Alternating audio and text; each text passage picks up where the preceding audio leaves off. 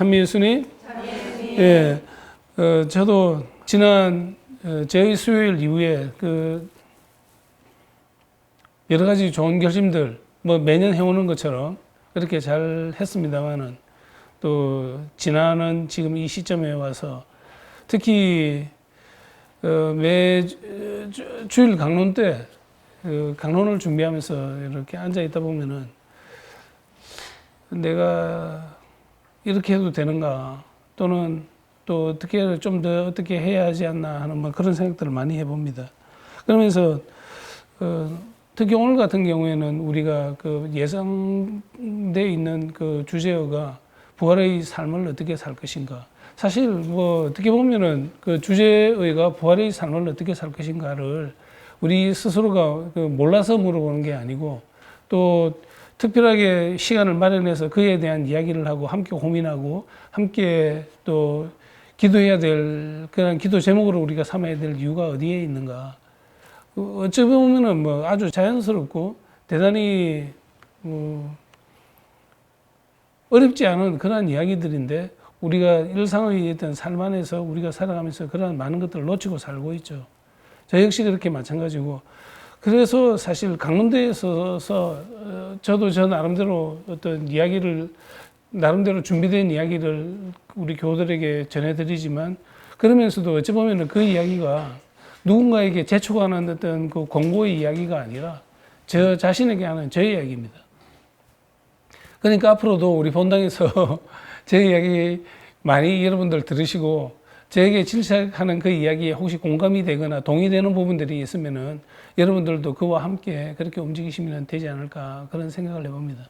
사실 저는 제가 신학교 때부터 제가 계속 해오던 그런 철칙이 있습니다. 어찌 보면은 제 삶의 어떤 근간을 이루는 한 부분이라고 얘기할 수도 있을 텐데 그게 뭐냐면은 사순 시기를 대림처럼 지내고 대림을 사순처럼 지내는 거예요. 그러니까 다시 말하면은 일단 1년 12달이 저에게 있어서는 사순 시기가 될 수가 있고 1년 12달이 대림 시기가 될 수 있는 거예요. 그러면서도 제가 제일 좋아하는 건 사실 연중이 제일 좋습니다. 푸른 빛이 좋고 그다음 일상의 그런 고요함들이 저는 좋아요. 어찌 보면은 저는 뭐 우리 지금 함께 하시는 여러분들 뭐 덜하지도 않을 텐데 저보다 더 많은 어떤 삶의 질곡들, 여러 가지 고통들, 그리고 생각하기조차 싫은 어떤 여러 가지 힘들었던 것들이 많이 있었을 텐데 저 같은 경우에도 뭐 나름대로 어떤 좀 쿵덕쿵덕거리는 그런 일들이 있었죠. 그런 일들이 있을 때 이건 또 어떻게 풀어나가야 되나, 저건 또 어떻게 해야 되나. 답을 몰라서 그러는 게 아니고 답을 못 찾아서 그렇게 허둥댔던 것도 결코 아니에요. 다 알고 있는 답이고 어떻게 해야 된다는 걸 분명히 알고 있으면서도 제 자신이 용렬하거나 제 자신의 어떤 교만이나 제 자신의 어떤 그러한 부덕의 소치로 인해서 그러한 것들을 찾지 못했던 그러한 제 자신의 모습들을 저는 많이 발견합니다.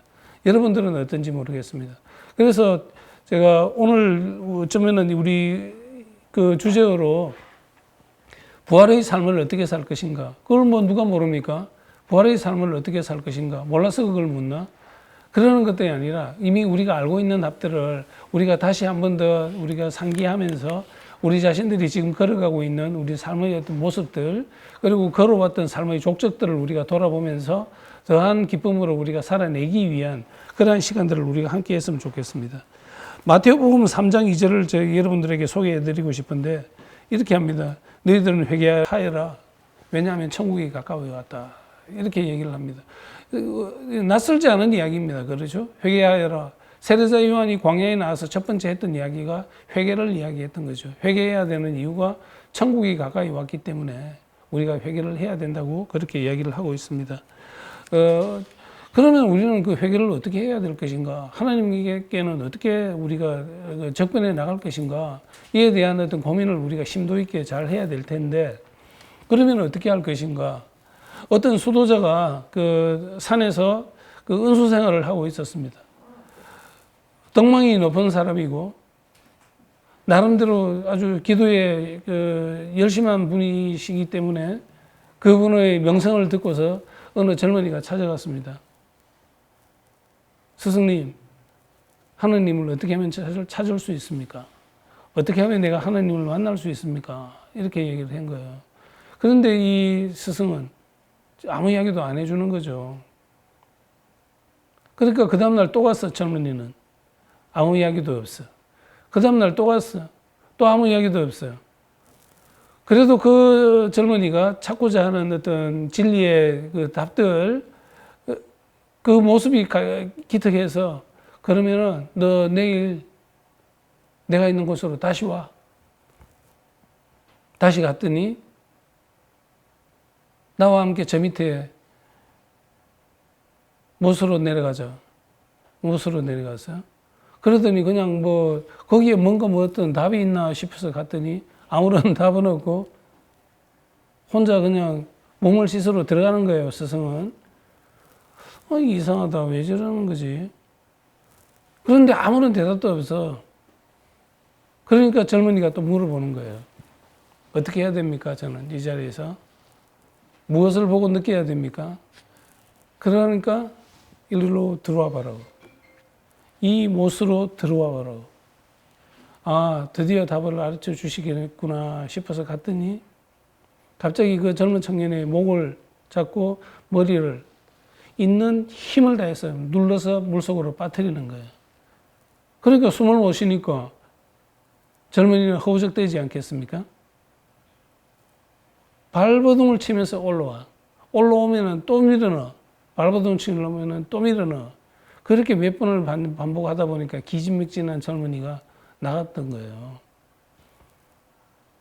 그 나가는 모습을 보고서 이제 그 스승께서 그렇게 말씀하시는 거죠. 내가 하나님을 그렇게 만나고 싶으면은 내일 다시 와봐.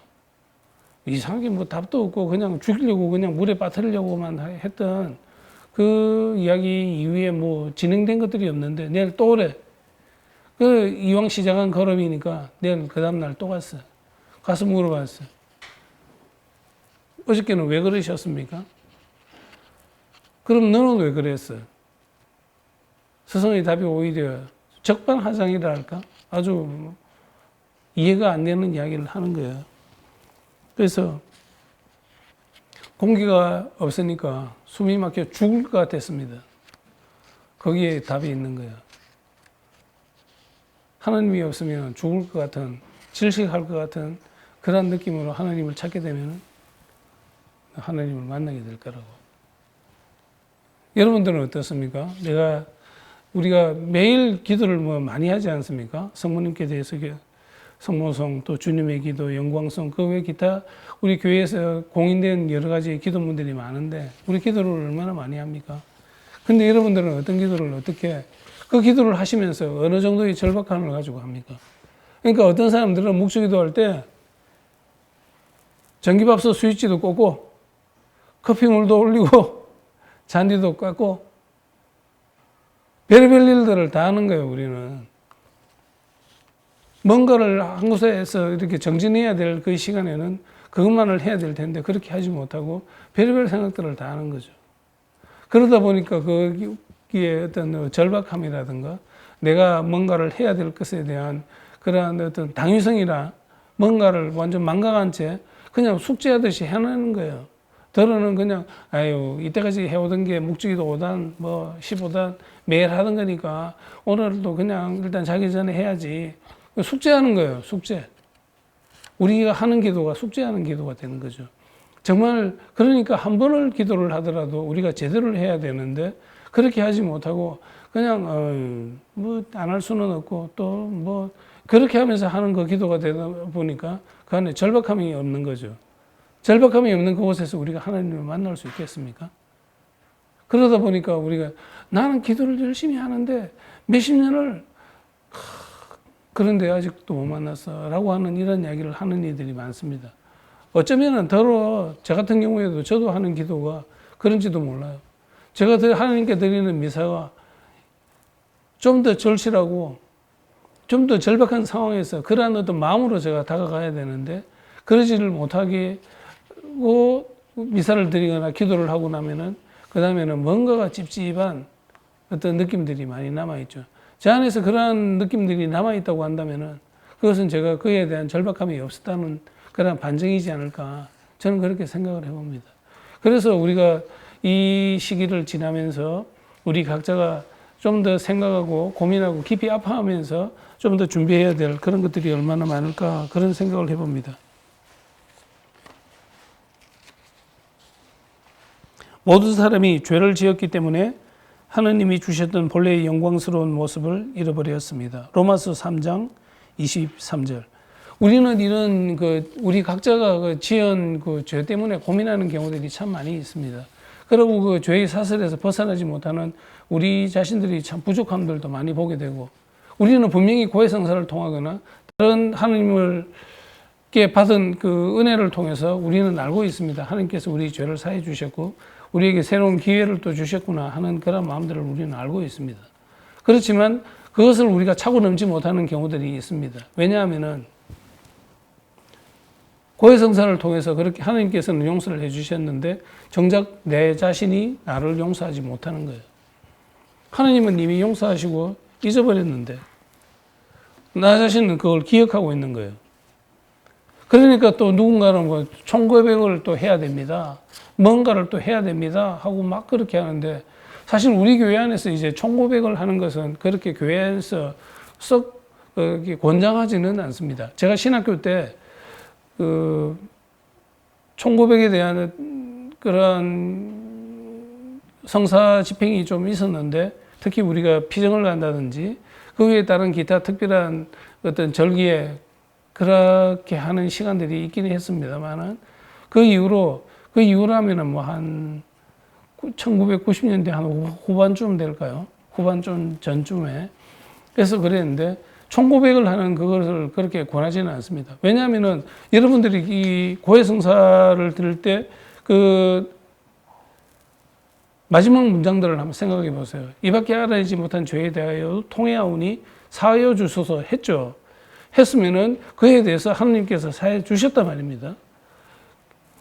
그러니까 의도된 목적으로 이밖에 모든 죄를 알아내지 못한 것, 알아내지는 못한 게 아니라 알아내기 싫은 죄도 용서해 주소서 하고 하나님께 협박하는 그런 상황이 우리는 벌어지는 경우들이 많죠.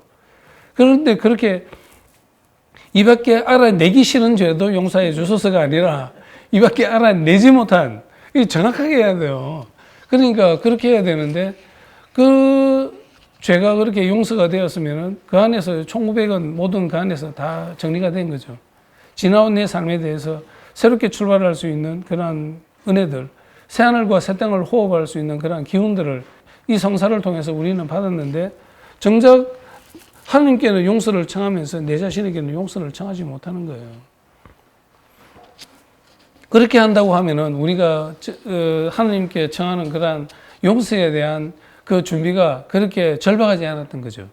그러니까 준비가 덜 됐거나 절박하지 않은 어떤 나의 모습을 통해서 성사의 은혜들이, 그러니까 평가절하되는 어떤 그러한 해괴한 상황들이 그렇게 벌어지게 되는 것입니다. 어찌 보면은 우리의 죄에 대해서는 하나님께서는 사해 주시고 난 다음에 하나님은 벌써 잊으신 거예요. 하나님은 기억 못 하셔. 네가 작년에 뭐 했는지, 재작년에 무슨 고백을 했는지, 그 재작년에는 또 뭘 했는지 나는 몰라. 그런데 우리는 기억하고 있단 말입니다. 그렇게 기억하고 있다고 하는 것은 그 성사에 대한 어떤 은혜라든지 그에 대한 신뢰가 우리가 대단히 부족한 거죠. 부족한 내 자신의 어떤 그런 모습들에 대해서 우리가 반성을 하면서, 특히 이번 기회 같은 경우에는 이 말씀을 우리가 함께 나누면서 여러분들 각자에게 그래도 아직까지 마음속에 남아있는 여러 가지 아픔들, 고통들, 그리고 슬픔들, 그리고 나쁘거나 힘들었던 그런 어떤 여러 가지 기억들을 다 잊으시기 바랍니다. 하나님께서는 우리가 당신의 이름으로 모인 자리에서는 언제든지 우리를 위로해 주시고 우리의 죄를 용서해 주신다고 그렇게 약속을 하셨습니다. 그 약속하신 그분의 그런 말씀에 우리가 신뢰를 하지 못하면 우리는 여전히 죄인으로 남아있는 거예요. 여전히 죄인으로 남아있을 것인지, 아니면은 새하늘과 새 땅을 호흡할 수 있는 그런 사람으로 남아있을 것인지, 그것은 여러분들 각자의 그런 몫입니다. 그 몫을 우리가 찾아가기 위해서 우리가 지금도 이 시간에 우리가 함께 또 기도해야 되고 함께 고민해야 되고, 그리고 또한 우리가 또 우리 주변에 있는 다른 사람들에 대해서 저 사람은 이래, 이 사람은 저래 라고 하는 그런 이야기들, 판단들 우리가 얼마나 많이 하고 살고 있습니까? 우리가 왜 그럽니까? 용서하고 판단하는 부분은 하나님의 몫인데 그 하나님의 몫을 우리가 막 간섭을 하고 있더라 말입니다. 하나님의 몫을 우리가 윽박지르고 있더라 말입니다. 하나님은 이미 용서하고 잊어버리신 일을 우리는 기억하고 있더라 이 말입니다. 그러니까 인간의 어떤 그런 우리 마음속에 또 한편으로 남아있는 그런 사악함들이 얼마나 무서운가 생각을 잘 해봐야 될 것 같아요. 어느 할아버지가 손자에게 이야기를 해주었습니다. 마음속에 우리는 2마리의 늑대가 있다. 늑대 한 마리는 사랑, 친절, 온유, 평화, 기쁨, 용서, 화해 이런 이야기들이 잔뜩 늘어져 있는데 또 다른 한 마리의 늑대에게는 시기, 질투, 불평, 불만, 간섭, 다툼 뭐 별의별 이런 어둡고 사나운 이야기들이 다 있는 거예요. 그런데 늘 사람들 안에서는 그 2마리의 늑대들이 싸우고 있는데 덜어는 이 늑대가 이기고 덜어는 저 늑대가 이기는 거야 라고 이렇게 할아버지는 얘기하시는 거예요. 그러니까 이 손자가 궁금하죠. 할아버지 참 궁금한데 그러면 어떤 늑대가 어떤 상황에서 그렇게 이기는 거예요? 어느 늑대가 더 힘센 거예요? 그러니까 할아버지 왈 네가 먹이를 준 그 늑대가 이기는 거야. 우리 안에서도 아마 마찬가지라고 그런 생각이 듭니다. 들어는 우리가 어둡고 사나운 그런 생각을 하고 그렇게 할 때는 또 내 마음 안에 있는 그런 늑대가 이기고 또 그렇지 않을 때는 그렇지 않은 그런 늑대가 우리를 또 그렇게 이길 거라고 그런 생각을 해봅니다. 제가 신학생 때 그 안양 라자로 마을 갔던 이야기를 좀 들려드려 볼게요. 제가 우리 한국의 방송교회 신학생들은 안양 라자로 마을에 실습을 가서 지내야 되는 그런 시간들이 있습니다. 사실 라자로 마을 여기 가보신 분들 계십니까? 안양, 경기도 안양. 안 계세요? 예. 안양에 라자로 마을 있는 건 알고 계세요? 네. 라자로 마을이라고 있는데 그 마을이 나혼자촌입니다. 많은 나혼자들이 거기에 살고 있는데 뭐 사실 좀 보기에 좀 섬뜩한 느낌들이 많이 들죠. 어떤 분들은 막 얼굴이 좀 이렇게 뭉개지거나 그리고 또 여기저기에서 고름이 나거나 또 손, 발, 몸 어디 하나 성한 데가 없습니다. 성한 데가 없는 그들을 우리가 만나러 갔을 때 저 역시도 뭐 사실 처음에는 그냥 호기롭게 그냥 갔죠. 그렇지만 거기 가서 밥 한 숟가락 같이 못 먹겠어요. 근데 우리는 같이 밥 먹을 뿐만 아니라 그들이 식탁을 다 챙겨줘야 되고 뒷정리까지 다 해줘야 됩니다. 그리고 그들과 같이 이제 자기도 하고 저도 한 몇 달을 거기에 이렇게 지냈는데 그렇게 지내는 그 동안에 그들은 처음에 새로이 오는 이들이 있으면은 좀 실험 삼아 하는 일들이 몇 가지가 있어요. 처음에 작업을 공동으로 해야 되는 시간들이 있는데 그때 나가면은 특히 이제 나와는 할머니들은 주로 실내 작업이 좀 많이 준비되어 있고 그 바깥에서 좀 작업을 해야 되는 경우는 그 할아버지들이 형제들이 나오는 형제들이 그런 경우들이 많죠. 그들과 그런 작업을 하는 그 시간에 저희들도 주로 그 외부에서 하는 작업 그 시간들이 많아요. 그리고 처음 오는 그 신학생들이 오거나 하면은 꼭 그분들이 몇 분 좀 짓궂은 장난이라고 저는 생각을 하는데 결코 큰 악의가 있어서 그런 건 아니라 생각이 들지만 한편으로 또 다른 생각들이 좀 드는 그런 경우들이기도 하는데 뭐냐면 처음 누군가 오면은 밖에서 작업을 하다가 이제 힘드니까 매점에 가서 막걸리를 한 통을 사오라 그래요. 막걸리를 한 통 사와서 컵에 따르죠. 그리고 손으로 휘저어서 줘. 먹느냐 안 먹느냐 이제 보는 거죠. 예. 근데 저는 들은 바도 있긴 하지만 막상 그 현장에서 제가 그러한 모습들을 이렇게 보게 되니까 내가 왜 왔지? 그리고 이거 마시다가 뭔가 좀 이상한 거 아니야? 고름도 흐르고 좀 그런데 하는 생각이 좀 많이 깊어지죠. 그래서 여기서 죽으면은 그러다가 죽으면은 그래도 다미아노 신부님처럼 성인이 되는 건가? 별의별 꿈도 뭐 야무지게 꾸고 그래서 한 컵을 그냥 마셨어요. 그 마시고 난 다음에 한 컵 더 달라 그랬어요. 오늘 너무 맛있는데 한 컵만 더 달라고. 그럼 안 주면 될 텐데 또 진짜 주는 거야. 또 진짜로 그걸 주더라고요. 그러면서 주는 그걸 또 한 컵을 더 마시고 난 다음에 여기 안주 뭐 없습니까? 하니까 두부 하고 있는 걸 그 손으로 집어서 주더라고.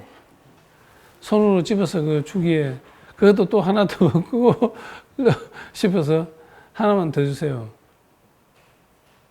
그때 반장이 그러더라고. 그 중에 반장님이 계세요.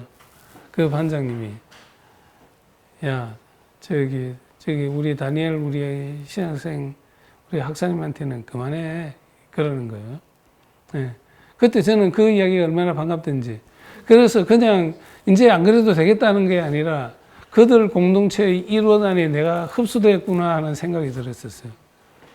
그러면은 또 그 정도로 끝나면 될 텐데 저녁에 피곤해서 또 자려고 하는데 이제 정말 우리가 너무 기쁘고 우리 함께 있는 시간 동안 잘해봐요 하면서 오징어 한 마리하고 소주를 또 사가지고 오신 거예요. 예, 아무튼 그날 뭐 그렇게 해서 그분들과 함께 이렇게 지냈는데, 그 기억이 참 많이 남습니다. 그런데 사실 그분들 얼마나 그 모습들 보면은 참 흉측하죠. 그리고 참 몰골이 참 너무 사납고 무서워요. 사납고 무섭지만 제가 거기에 있는 동안 하루 이틀 지나는 동안에 어느 순간에는 이제 양풍이에 밥을 비벼서 같이 먹어요, 제가. 오늘 나물도 많은데 오늘 반찬에 주방에 들어가서 고추장하고 참기름 가져올 테니까 우리 오늘 밥 좀 비벼 먹을까요? 그래서 그냥 비벼 먹었어요, 그냥.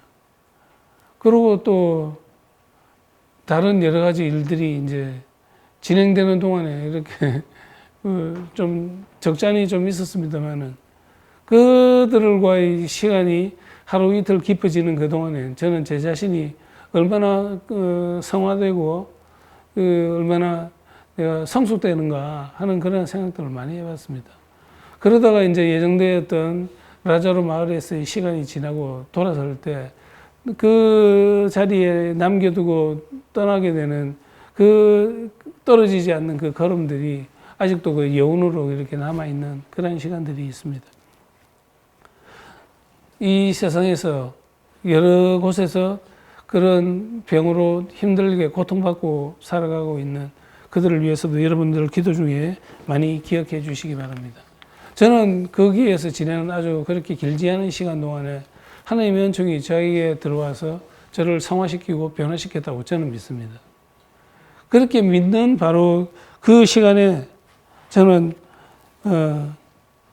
사제의 서품을 받을 수 있는 그 자리에 또 한 걸음 더 나아가려지 않았나 그런 생각을 해봅니다. 여러분들도 혹시 그런 기회가 있으면은 그렇게 한번 가보시면 좋을 것 같습니다.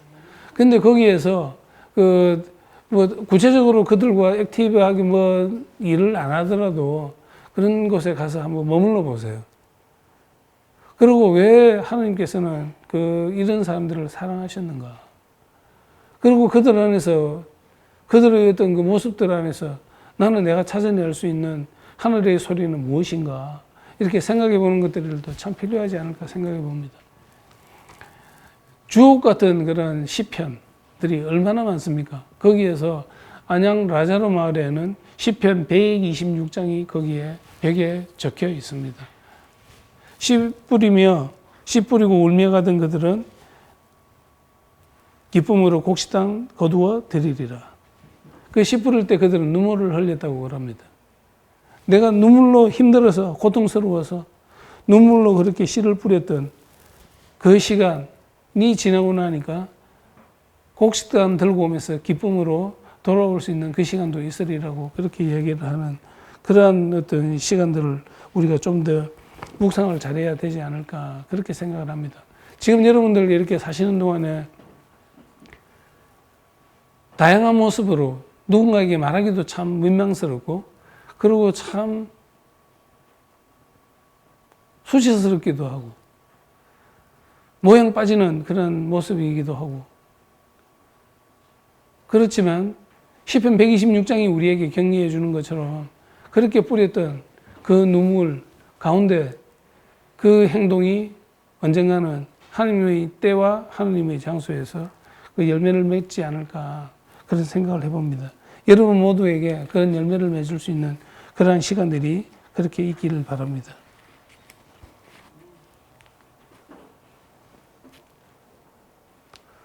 이태리의 그 작곡가 푸치니가 있고 또 이태리의 지휘자 토스카니니가 있습니다. 이들은 뭐 한 1800년대에 그 활동하던 그런 이들인데 저는 그 가이드 포스터를 보면서 그 기사를 제가 한번 봤어요. 그 기사를 보니까 이렇게 나와 있습니다. 이 푸치니 그리고 토스카니니 이름은 좀 들어보셨죠? 그 당시에는 그 크리스마스가 되면 가장 내가 좋아하는 사람에게 빵을 전해주는 그러한 그 관례가 있었다고 그렇게 얘기를 합니다. 근데 그날 어느 해 크리스마스는 다가왔고 푸치니는 깜빡 잊고 토스카니니에게 빵을 보냈어요. 그런데 나와 그가 그렇게 다투었던 기억이 있는데 마치 이 빵을 보내는 모습들이 내가 그에게 사과와 용서를 청하는 것처럼 모양 빠지는 일은 아닌가 하는 그런 생각으로 빵을 보내고 난 다음에 잠깐 또 생각이 나서 파스카니니 내가 그 빵 잘못 알고 보냈다. 메리 크리스마스. 그러니까 토스카니니가 그렇게 답을 합니다. 푸치니 그 빵 잘못 알고 잘 먹었다. 메리 크리스마스. 그러니까 그 두 사람 사이에 그동안 담보되어져 있던 그런 우정들이나 그런 사랑들이 그런 어떤 좀 매끄럽지는 못한 그런 문장이지만 그 문장 안에 그들의 사랑과 우정이 깊게 머물러 있지 않나 그런 생각을 해봅니다. 그래서 우리가 이런 시간을 지내는 동안에 특히 우리가 해야 될 게 우리가 받았던 하나님에 대한 그런 용서와 자비가 있다고 한다면은 우리도 함께 그런 용서와 자비 안에서 머물 수 있는 우리가 되어야 되지 않을까 그런 생각을 해봅니다.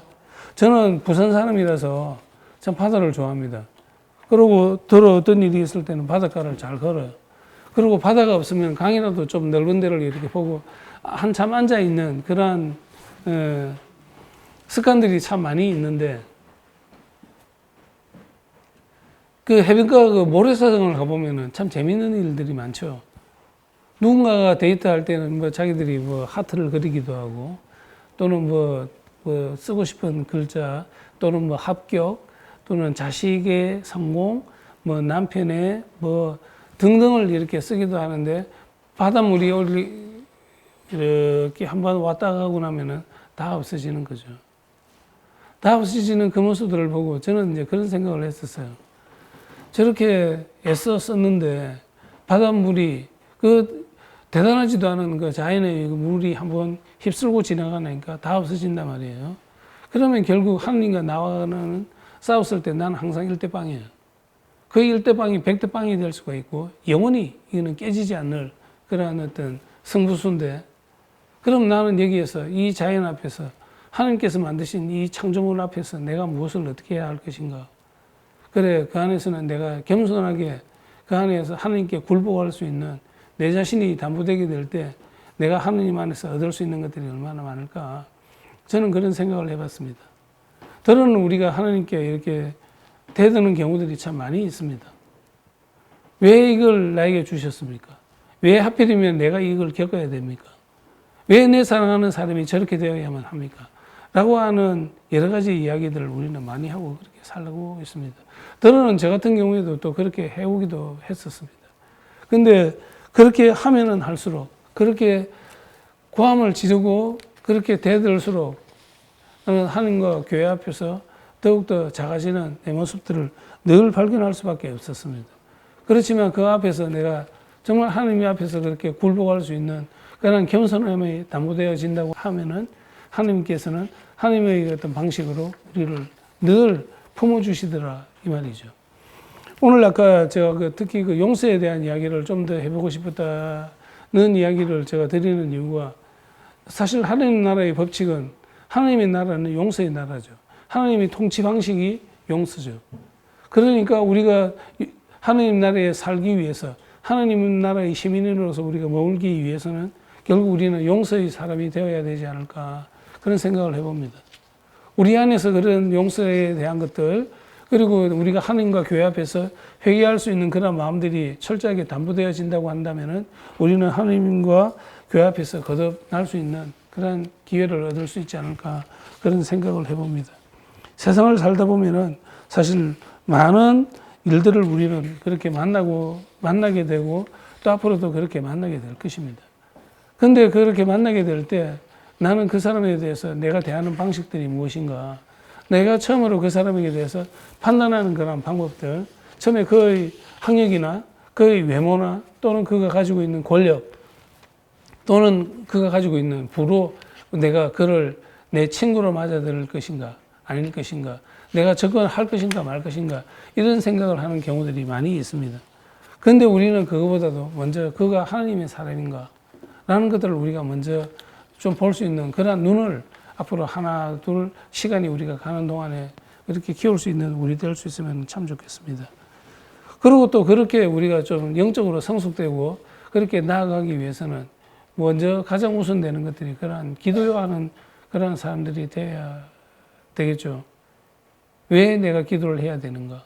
기도를 하지 않으면 안 되는가? 여러 가지 끊임없는 영적인 어떤 갈등과 긴장과 이런 상관관계 안에서 우리가 그렇게 머물 수 있을 때 우리가 영적으로 그렇게 커가는 그런 사람이 될 수 있으리라고 저는 믿습니다. 왜 기도해야 되는가? 기도하는 이유는 우리가 회개를 하기 위해서. 회개를 하면 무슨 일이 벌어지는가? 하늘나라가 가까이 왔다고 우리에게 마태복음 3장은 이야기를 하지 않습니까? 하늘나라가 가까이 왔다. 그 다음에 회개하여라 하늘나라가 가까이 왔다. 다시 이야기하면은 회개를 하게 되면은 하늘나라가 너에게 갈 것이라고 하는 그 이야기죠. 그 외에 다른 이야기는 없죠. 처음 회개하여라 하늘나라가 가까이 왔다. 히브리 말로 메타노 회개하라고 하는 그 이야기들. 늘 모든 성인들, 성녀들의 그러한 그 문헌을 우리가 보더라도 그렇고 또 그분들이 하신 말씀들 그런 것들을 보더라도 다른 어떤 이야기보다도 회개하여라 라고 하는 이야기를 우리는 많이 듣습니다. 그런데 그 회개할 수 있는 그 방법으로 첫 번째는 우리가 하나님과 교회 앞에서 겸손해질 수 있는 것. 겸손해지기 위해서는 우리가 모든 것을 내려놓고 기도할 수 있는 것. 그러한 것들이 회개할 수 있는 그 방법 그리고 하늘나라에 우리가 들어갈 수 있는 그러한 그 길이지 않을까 이런 생각을 해봅니다. 기도하면은 회개가 되고 회개하면은 하늘나라가 가까이 오게 되는 것. 그러니까 기도, 회개, 하늘나라 이런 어떤 등식이 우리는 성립된다고 그렇게 봐도 좋을 것입니다. 전화가 고장이 나게 되면은 우리는 기술자를 부릅니다. 기술자를 부르면은 그 기술자가 오고 나면은 그 다음에 우리가 문을 열어줘야 돼요. 그렇죠? 문을 열어주지 않으면은 그 전화를 고칠 수 있는 방법은 없습니다. 우리 집에 다른 어떤 전자기기가 고장이 나면은 기술자를 불렀을 때 먼저 문을 열어줘야 돼. 문을 열어주지 않으면은 그게 뭐 세탁기든 TV든 뭐든 고장난 것들을 고칠 수 있는 방법들이 없어요. 보고 확인하고 고쳐야 되는데 문을 열어주지 않으니까 우리가 들어갈 수가 없고 그러니까 뭐 아무런 방법이 없는 거예요. 그러니까 우리 안에서도 이미 우리 곁에 와 계시는 하나님의 여러 가지 은총들 그 모습들은 다양한 모습으로 우리 가까이에 와 있는데 그 하나님을 우리를 만나기 위해서는 그런 문을 열어드려야 되는데 문을 열지는 않고 회개는 해야 되겠고 그러니까 내 자신 안에 있는 그런 욕심들, 이기심들 그런 것들은 가득 차 있고 이런 어떤 인간관계 안에서 우리가 뭔가를 또 욕심을 부리는 그런 우리 참 어설픈 어떤 그런 모습들을 우리는 많이 가지고 있습니다. 이 시간에 하나님과 교회 앞에서 우리가 그런 우리 자신의 용렬함들, 그런 부족함들, 나약함들을 고칠 수 있는 그런 은혜를 함께 청하는 우리가 될 수 있으면 좋겠습니다. 기도를 하는 데 있어서 우리가 이러는 이야기들을 많이 합니다. 기도를 어떻게 해야 됩니까? 기도는 또 어떻게 하면 잘하는 기도입니까? 저도 기도에 대한 어떤 정확한 답은 없어요. 그런데 제가 알고 있는 한 가지 방법은 있습니다. 끊임없이 기도하는 거예요. 끊임없이. 인디언들의 기도를 보면은 끊임없이 기도를 하죠. 비가 오면은 끊임없이 기도해서 비가 그치게 하고, 비가 안 오면은 끊임없이 기도하여 비가 올 때까지 기도하고 비가 안 올 때까지 기도하는. 그러니까 우리도 그런 어떤 모습들을 우리는 닮을 필요가 있을 것 같아요. 저는 제가 여러분들에게 한 가지 알려드리고 싶고 또 이렇게 권해드리고 싶은 그 이야기가 뭐냐면은 끊임없이 한다는 거죠. 저는 제가 추구했던 어떤 일들이 더러는 많이 더뎌지고 더러는 뭐 거의 안 되는 듯이 뭐 이렇게 되는 그런 모습들도 저는 많이 느꼈어요. 그럼에도 불구하고 싫거나 좋거나 늦거나 말거나 제가 하는 한 가지 방법이 있습니다. 될 때까지 기도합니다, 저는. 예. 그리고 그 마음들을 불편한 이루어지지 않은 그 시간들에 대해서는 제가 일기를 씁니다. 여러분들 일기 쓰십니까? 저는 한국에 있는 저희 집에도 그렇고 여기도 그렇고 제가 이때까지 써왔던 그런 일기들이 한 30년이 넘는, 그러니까 30권이 넘겠죠. 30년이 넘었으니까. 그게 제 집에는 있습니다. 그러니까 1990년 1월 1일에 내가 뭐 했는가, 지금은 나 기억은 못하지만 집에 가서 그 자료를 들여다보면 저는 알 수가 있어요. 내가 뭐 했는지. 그것처럼 그날 이제 일기를 그렇게 저는 길게 쓰지는 않습니다. 그 한 4-5줄 안에서 그날 하루를 제가 집약시켜서 요약을 하는데 충분히 알아들을 수 있는 이야기를 저는 쓰죠. 그렇게 쓰면서 이제 그 답답했던 마음들을 이렇게 토로를 하죠. 그리고 제가 신학교에 있을 때 제가 썼던 일기들을 꽤 자주 좀 들여다보는 편인데 그때 내가 뭐 했을까 이러다 보면은 이런 이야기들이 참 많이 있습니다. 불평불만이 되게 많았어요, 그때. 그러니까 옆에 보이는 제 동료 신학생들이 꼴이 보기 싫은 거예요. 쟤는 공부를 왜 저리 못하는 거야? 얘는 이걸 왜 이렇게 못 외우는 거야? 그리고 시험에는 이거 빤하게 이거저거 나올 텐데 다 보이는데 왜 이걸 모르는 거야? 저런 놈들이 신부가 되면 뭘 할까? 돌대가리 같이. 이런저런 별의별 생각들. 저놈은 기도하면서 내 졸기만 하고 미사 때는 내 늦어요. 우리 교우들도 마찬가지예요. 그렇죠? 늦게 오시는 분들은 늘 늦어요. 늘 늦어. 그리고 또 가까이 사시면서도 늦어. 거의 다 늦은 사람들은 안 그러는 사람들이 없어요. 늘 늦는 사람들이 늦어. 졸은 사람들이 졸고. 제가 미사 때 이렇게 보면은 그분들이 졸게 한 그에 대한 책임을 저도 통감합니다. 더 깊은 이야기들, 더 살가운 이야기들로 그들을 격려해야 되는데 그렇게 졸 수밖에 없게 되는 그런 분들을 보게 되면은 저는 책임을 통감합니다. 내가 더욱더 열심히 잘 준비하고 더욱더 살아있는 우리 이야기들로 또 해야 되겠구나. 그래, 하지만 저한테는 원칙이 있습니다. 저는 고집이 있어가지고 제가 이 주일에 이 말씀을 나눠야 되겠다 하는 그런 생각을 하게 되면 저는 거기에는 흔들리지 않는 어떤 기조가 있어야죠. 그게 누구한테 듣기 좋게 하기 위해서 저는 더 재밌는 이야기, 더 즐거운 이야기 얼마든지 할 수 있어요. 그런데 할 수 있는 그 이야기, 인기에 부합한 그 이야기보다는 제대로 해야 될 이야기들을 우리는 해야 되죠.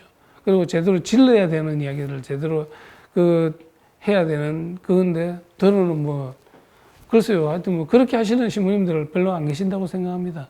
다들 열심히, 저보다 더 열심히 또 유능하게 잘 하시던데, 저도 그런 것들을 좀 많이 배워야 될 것 같아요. 아무튼 저는 그런 고집을 가지고 이렇게 하는데, 그러한 어떤 고집 이 안에서 하여튼 뭐 그런 생각들을 글로 그냥 저는 다 씁니다. 글로 다 쓰고 난 다음에 신학교 때 지났던 그 시간들에 이렇게 보면은 불평, 불만이 참 많아. 나는 이것저것만을 해도 참 감사하고 얼마나 한 것들이 많은데 저는 감사하는 어떤 이야기보다는 뭔가 그러면은 내가 떠나야 되지 않나 하는 이런 생각들도 저는 들어 했었어요. 내가 이 신학교가 싫거나 하나님이 싫어서 그리고 내가 준비하는 사제직이 힘들 것 같기 때문에 예견되는 어떤 상황들을 설정해서 제가 그게 뭐 싫거나 좋거나 판단할 수 있는 근거로 삼는 것이 아니라 이렇게 보면은 그냥 저 인간적인 그런 사고로 그들을 판단하고 그러니까 내 주변에 있는 그 형제들을 그러니까 제가 그 복음을 보면은 저는 반성되는 게 너무 많아요.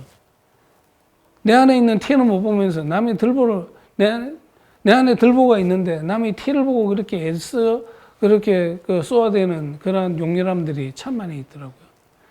그래서 그 이후로는 이제 신학교 때 그 시간들이 이렇게 좀 학년이 높아지는 그런 과정 안에서 제가 좀 반성되는 것도 많았고, 그래서 제가 명동에서 그 2001년에 사제서품을 받을 때는 아직도 저는 부족합니다. 저는 그런 생각을 했었어요. 그리고 그때 그 날도 1월 11일, 2001년 1월 11일. 여기 쉽죠? 잊어먹지 마시기 바랍니다. 그때 날씨가 상당히 추웠어요. 날씨가 얼마나 추웠는지. 그런데 거기에서 명동 그 제대 그 앞에 제가 엎드려서 있을 때 저는 그런 생각이 했었어요. 누구는 사제서품 때 이렇게 엎드리지 않습니까? 신부 후보들이 이제 엎드리는데 그때 엎드릴 때 각자가 원하는 내가 가장 취약한 사제직을 수행하는 데 있어서 가장 필요하거나 취약한 것들을 청하면은 그걸 들어준다고 하는 우리 옛 그 선배 한참 원로 신부님들이 그런 말씀을 많이 들었어요. 그런데 누군가는 이제 제하고 사제서품을 받았던 동창들이 저 포함해서 5명이었는데 하나님께서 되게 필요로 하셨는지 참고로 2사람은 벌써 하늘나라 갔습니다. 그러니까 지금은 제가 이제 한 2-3사람 몫을 제가 살아내야 되는데 2-3사람 몫이 아니라 제 몫도 제대로 못하고 있는 노력 많이 하겠습니다. 여러분 기도 많이 해주시기 바랍니다. 그런데 그런 어떤 시간들을 이렇게 생각해 보면은 너는 뭐라 그랬어? 아, 형, 나는 알다시피 말을 못 하잖아. 그래, 난 네가 벙어리인 줄 알았어, 이 바보야. 그런데 그 친구는 지금 말을 잘해요. 그리고 또 누군가는 또 내가 참는 인내가 부족하고 뭐가 그래서 하는데 그 친구는 놀랍도록 그렇게 또 변해 있어요. 근데 저 같은 경우에는 저는 지금 제 기억으로도 저는 뭘 청하지는 않았습니다. 부족한 저를 이렇게 뽑아주셨군요 하는 그 생각들. 그냥 그것만 계속 생각했어요. 내가 이 자리에 엎드려 있을 만한 그런 준비가 아직도 덜 돼 있는 저를 굳이 이 자리까지 마련해 주셔서 여기에서 많은 사람들이 축하와 사랑과 기도 안에서 이렇게 거듭날 수 있도록 이 자리를 이렇게 해 주셔서 감사합니다 하는 그런 생각들. 제가 오늘 이렇게 이야기를 여러분들에게 이렇게 말씀드리는 그런 것도 여러분들 각자 나름대로 우리가 혼인갱신식도 하고 세례갱신식도 하듯이 오늘 이 자리에서는 여러분들의 마음의 서약을 또 갱신하는 그런 시간들이 되었으면 하는 그런 생각들이 듭니다. 그러면서 우리가 기도하고 그러면서 우리가 미사를 드리고요. 그렇게 하게 될 때는 하나님께서 어째 그 기도를 안 들어주시겠습니까? 여러분 각자에게 필요한 것들이 그러한 모습으로 가득 차고 그러한 영의 기운들이 여러분들을 축복하고 인도해 주시길 바랍니다. 저도 저희 자리와 여기에서 지금 이때까지 살아왔던 것에 대해서도 저는 너무 하나님께 진짜 감사를 드립니다. 왜냐하면은 제가 전신 마취를 하는 그 수술을 제가 7번을 했어요. 예. 어깨 수술 4번 하고 허리 수술 3번을 하게 됐는데 저는 그 병원에서 그 수술실에 들어가기 전에 저는 꼭 하던 기도가 있습니다. 궁금하십니까? 예. 긴장되죠. 그리고 생각이 많아지죠. 그리고 긴장이 된다기보다도 좀 공포스럽죠. 내가 이러다가 뭐 저러다가 뭐 이런 어떤 생각들이 이렇게 많이 드는데, 제가 늘 하던 기도가 딱 한 가지가 있습니다. 부족한 저를 명동에서 내세워서 나를 사제로 뽑아주셨으니까 앞으로도 더 이상 필요하면 저를 깨워주십시오. 그런데 지금까지 살아오는 사제로서 살아왔던 이 시간 동안에 부족하기 짝이 없고 쓸모없기 짝이 없다고 하는 판단이 드시면은 이대로 고이 보내주십시오. 그리고 지옥까지는 좀 그렇고 한 연옥 정도에 머물면서 좀 기회를 볼 수 있도록 좀 도와주십시오. 아무튼 저는 그냥 이대로 그냥 조용히 보내십시오. 당신께서 필요하시면 또 불러주십시오. 우리가 성지에 갔을 때 제가 그렇게 자주 쓰는 말 있죠. 실은 그게 그냥 나온 그냥 성지를 또 성모님 또 불러주세요 하는 진짜 그 간절함은 저는 있습니다. 그 간절함과 동시에 그 앞에 또 뭐 어떤 일이 있냐면은 당신께서 필요하시면 불러주십시오. 그 이야기 하는 거예요. 우리가 당장 내일을 모르지 않습니까? 그러면서도 우리가 희망할 수 있는 것은 우리가 신뢰할 수 있는 그리스도 안에서 우리가 하나 되어 있는, 그리고 튼튼한 신앙으로 굳건하게 자리하고 있는 내 자신을 알기 때문에, 그런 자신이 있기 때문에 우리가 그런 기도를 할 수 있지 않나, 그런 생각을 한번 해봅니다. 어찌 보면은 뭐 여러분들이 각자의 자유로 유보되는 그러한 항목입니다만은, 여러분들께서도 혹시 그렇게 사납고 어둡고 힘든 그런 시간들이 있을 때는 그렇게 한번 해보세요. 불러주십시오. 필요하면은 깨워주시고, 그리고 불러주십시오. 그래서 저는 성지를 떠날 때 그 성지가 그냥 뭐 우리가 여행하는 곳하고는 다르지 않습니까? 그 성지가 하나님의 그런 자체가 묻어 있는 바로 그곳인데, 그곳에 갈 수 있는 우리가 얼마나 행복합니까? 그 행복함을 뒤로하고 또 일상으로 복귀하게 될 때 저는 아쉬워 죽겠어요. 저는 다음에 또 신부가 된다고 한다면은 또 뽑아주실지 모르겠지만 신부가 된다면 저는 성지전담 신부가 되고 싶어요. 성지에서 여러분들, 성지에 그렇게 오시는 분들에게 큰 위로와 큰 사랑과 용기를 북돋아주는 그런 역할을 제가 꼭 맡아보고 싶어요. 저는 자신 있게 해낼 수 있을 것 같아요.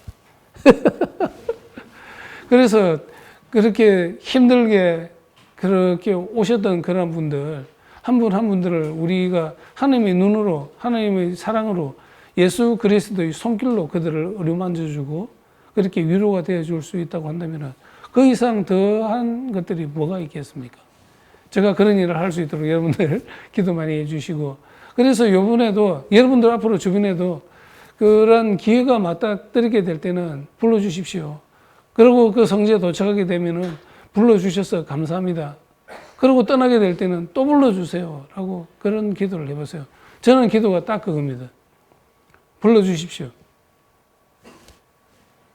그리고 도착하게 되면은 성지에 도착하면서 비행기에서 내리면서 성모님, 예수님 불러주셔서 감사합니다. 떠나게 될 때 비행기 타고 발을 떼면서 또 불러주십시오. 또 오겠습니다.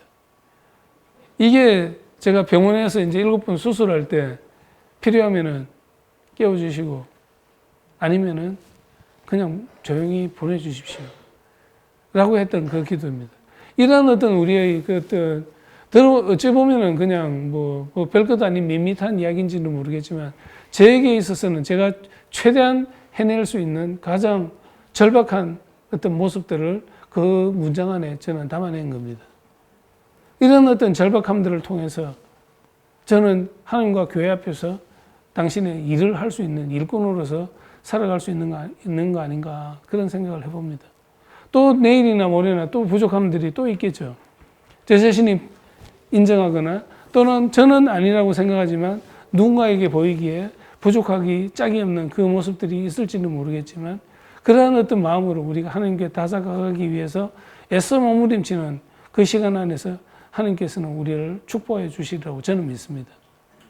내리려던 재앙을 거두어 드렸던 그 하나님께서 정의의 하나님보다는 자비의 하나님으로, 사랑의 하나님으로 우리에게 가까이 오리라고 저는 믿습니다. 우리의 이런 절박한 기도, 여러분들의 그러한 절박한 마음을 모아서 그래서 우리가 하나님 앞에서 우리가 다시 거듭날 수 있는 우리 될 수 있기를 바랍니다. 그러한 마음으로 이 시기를 지내고 또한 우리 예수 그리스도의 부활을 우리가 살아갈 수 있는 우리 될 수 있으면 좋겠습니다. 여러분 모두에게 하나님께서 크신 축복으로 인도하여 주시길 바랍니다. 오늘 나누었던 이 말씀이 여러분들에게 은혜가 되고 우리 모두에게 위로와 격려가 되는 그런 시간들이 있길 바랍니다. 그리고 그 시간은 하나님께서 인도해 주셨음에 대해서 감사하면서 더 큰 참여와 더 큰 기도로 우리가 하나님께 보답할 수 있는 겸손된 우리가 될 수 있기를 바랍니다. 영광성으로 마치겠습니다. 영광이 성부와 성자와 성령께 성부와 성자와 성령의 이름으로 감사합니다.